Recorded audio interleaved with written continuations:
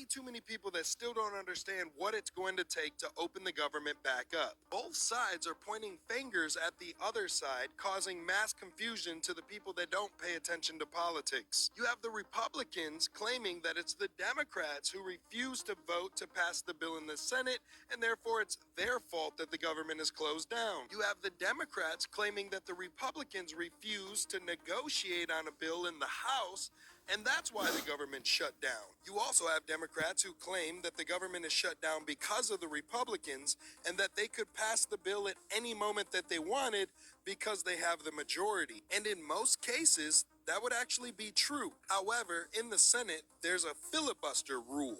A filibuster is when a senator threatens to prolong or delay a vote by standing at the microphone and giving a speech for as long as it takes to get what they want. And when a filibuster is introduced, it changes the rules on what it takes to pass a bill. Normally, you would just need a simple majority to pass the bill, meaning you just have more votes than they do. But once there's a filibuster introduced, now you're required to get the supermajority, meaning you need 60 votes to pass the bill. And since there's only 53 Republican senators, 7 Democrats or independents are going to be needed to pass that vote through the Senate. So no, the Republicans cannot just force the vote through with their majority. Now, here's the part that generates the most confusion. There's actually 2 bills. One was introduced by the Republicans and the other was introduced by the Democrats. The bill that was introduced by the Republicans is a clean continuing resolution. This means that the Republicans are just simply asking for the exact same budget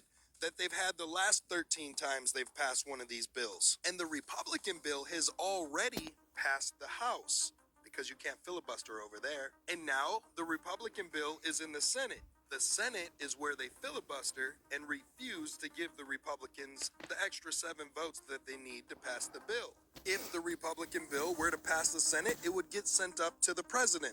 And since the president agrees with the bill, he would immediately sign it into law. Therefore, the only thing stopping this bill from being passed are 7 Democrat votes. Now, let's talk about the second bill, the one that was introduced by the Democrats. This bill has the same budget as the continuing resolution, plus an additional $1.5 trillion worth of spending.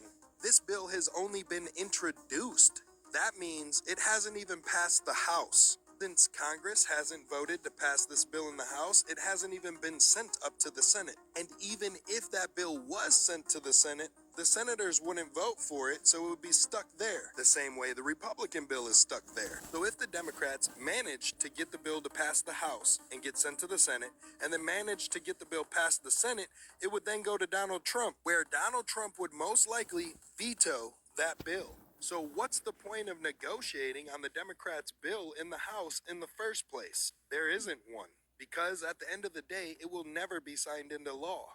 And the Democrats know this.